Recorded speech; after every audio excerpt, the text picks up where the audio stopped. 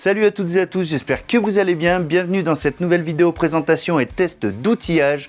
Aujourd'hui, on va s'intéresser à un outil de saison. Je veux bien entendu parler des tronçonneuses.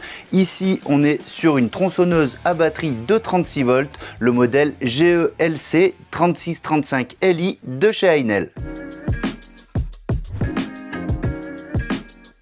Je vous le disais, on est donc sur une tronçonneuse qui fonctionne sur batterie en 36 volts. Il faudra donc équiper la machine de deux batteries de 18 volts qui vont se compléter pour former les 36 volts. On est sur un moteur de type brushless proposant un régime à vide de 7300 tours par minute et la vitesse restituée à la chaîne est de 15 mètres par seconde. On va faire le tour de la machine, donc la prise en main se fait comme ceci. On a une poignée ici à l'arrière de la machine qui est équipé d'un grip souple, le soft grip. On a l'interrupteur de mise en marche ici qui ne peut s'enclencher si on n'active pas la sécurité qui se trouve sur la gauche de la poignée. Ça peut être contraignant pour les gauchers, si vous êtes gaucher c'est vrai que ça va être un peu moins pratique, mais bon, j'imagine que parmi vous beaucoup de gauchers se sont adaptés à ce type de machine pour droitier, mais c'est vrai qu'un petit bouton sur la droite pour pouvoir enclencher la sécurité, ça aurait pu être intéressant. Niveau sécurité, on va aussi retrouver cette gâchette-ci. Donc ça, c'est assez classique sur les tronçonneuses. Lorsqu'on va l'actionner vers l'avant, il sera impossible de remettre en route la machine. Il faudra remettre la sécurité vers l'arrière pour pouvoir la mettre en route. Concernant la poignée secondaire, elle ne dispose pas de grip souple. On est sur un plastique dur qui est strié pour éviter justement de glisser. C'est pas forcément confortable à main nue, mais c'est le genre d'outil qu'on va utiliser généralement avec des gants. Sur l'avant, on va retrouver le réservoir pour l'huile de coupe, donc l'huile de chaîne de tronçonneuse. Donc là, l'avantage, c'est que le bouchon se situe sur le dessus, donc pour le remplissage, c'est vraiment pratique. La machine est bien à plat. Si vous vous rappelez, ce n'était pas le cas sur la petite élagueuse. J'avais fait une vidéo sur la petite élagueuse et c'était un petit problème quand même, le fait d'avoir le remplissage sur le côté. La machine ne tenait pas forcément droit. Ici, c'est corrigé avec le remplissage sur le dessus. Le réservoir a une capacité de 115 ml et on peut facilement travailler toute une après-midi en faisant bien attention évidemment au niveau. On est là sur une tronçonneuse électrique et on va devoir s'adapter un petit peu dans le sens où sur les thermiques, généralement quand on refait un plein d'essence, on remet aussi l'huile de chaîne. Ici, vous l'aurez compris, il n'est pas question de plein d'essence, donc il va falloir vérifier le niveau de temps en temps, mais avec le visuel qu'on a ici, on peut vite se rendre compte du niveau qu'il nous reste dans le réservoir. Au niveau du guide, on peut compter sur l'équipementier Oregon qui est très connu dans le secteur. C'est vraiment de la bonne marque, il n'y a pas de souci de ce côté-là. Donc le guide est de 350 mm pour des coupes conseillées allant jusqu'à 330 mm. La tension et le changement de la chaîne se fait sans outil par le système ici. Donc on a ici la grosse gâchette noire qu'on va pouvoir dévisser pour retirer le carter et on a ici la petite molette rouge qui va nous permettre de régler la tension de la chaîne. En termes d'utilisation, la machine va disposer d'une dernière sécurité, c'est la sécurité anti-rebond, c'est-à-dire qu'elle va détecter lorsqu'il y aura un rebond et la machine va simplement s'arrêter. Il faudra réactionner la gâchette pour pouvoir la remettre en route. Alors je n'ai pas pu capturer ça en vidéo lors de mes tests, mais par contre ça a été le cas, vraiment la sécurité fonctionne. Il va falloir juste me croire sur parole et on va terminer avec l'encombrement de la machine. On va avoir une longueur de 82 cm, une largeur de 21 cm pour une hauteur de 25 cm environ. C'est un petit peu moins, mais on va dire 25. Concernant la durée d'utilisation, donc là j'ai pris quelques notes, mais je vous mets un tableau juste ici. Donc sur des sections de 70 par 70, on peut voir que les tests effectués nous permettent de dire qu'on peut couper 240 pièces avec deux batteries de 3 Ah et par exemple 480 pièces avec deux batteries de 6 Ah. Je pense que l'essentiel est dit au niveau de la découverte de la machine. Bien sûr, si j'ai oublié quelque chose ou si vous voulez revoir ça d'un peu plus près, vous avez toujours le lien de la machine en description. Mais en ce qui nous concerne, on va passer tout de suite à la seconde partie qui concerne les tests.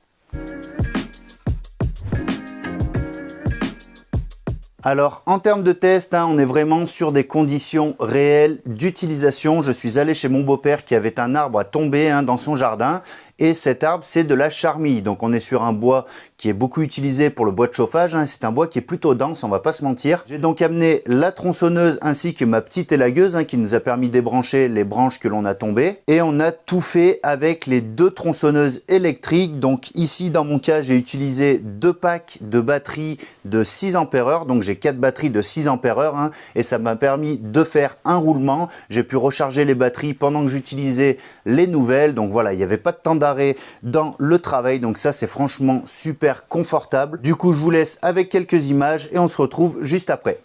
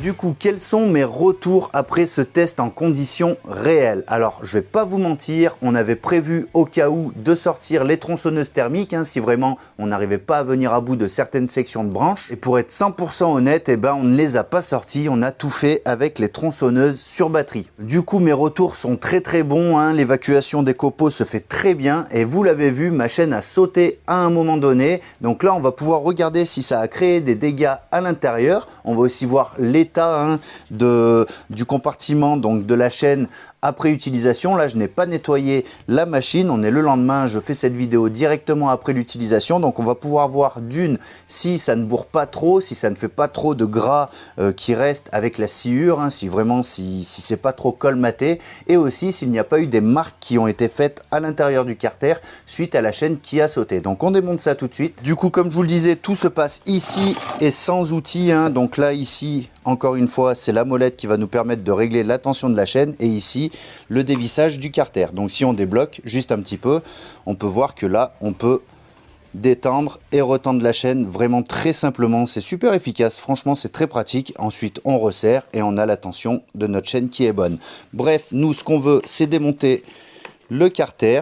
Donc on dévisse cette partie complètement et on a juste à retirer notre cache pour accéder à l'intérieur. Donc comme on peut le voir, il y a un peu de sciure qui s'est agglutinée avec un peu de gras, donc c'est plutôt bon signe, hein, ça qui a un peu du gras, ça veut dire que le système de graissage fonctionne très bien. Et en termes d'éventuels dégâts dus à la chaîne qui a sauté, pour l'instant je ne remarque rien de ce côté là. On va regarder à l'intérieur du cache. Il n'y a pas l'air d'avoir de soucis non plus. On va démonter quand même le tout. Ça va nous permettre de voir un petit peu l'espace où est injectée la graisse, hein, pour graisser la chaîne. Et ça va se situer juste ici. Donc vous voyez ici, on a un joint torique avec un petit trou. C'est par ici que la graisse va venir s'injecter pour alimenter notre chaîne. Bien sûr, il est conseillé de nettoyer toute cette partie après chaque utilisation. On peut même le faire en cours de journée. Si vous utilisez votre machine toute la journée, ça peut être bien à l'heure du midi de venir faire un petit nettoyage pour assurer un bon fonctionnement de la machine. Donc moi, je vais m'occuper de ça hors caméra. Si mes vidéos vous plaisent, n'hésitez pas à vous abonner. Peut-être que je vais faire gagner cet outil lors d'un tirage au sort, je n'en sais rien. Ce sera la surprise, vous savez que cette année les choses changent un petit peu. C'est pas forcément dans les commentaires de la vidéo que ça va se passer, mais c'est possible. Quoi qu'il en soit, je vous conseille vivement encore une fois d'activer la cloche de notification pour être au courant des prochaines sorties de posts ou d'autres vidéos. Cette année, il y aura un peu plus de vidéos tests sur la chaîne. J'espère que ça vous plaira. Moi, en ce qui me concerne, je vais m'arrêter là. Je vous donne rendez-vous très vite pour une prochaine vidéo. D'ici là, faites-vous plaisir, bricolez bien. Ciao!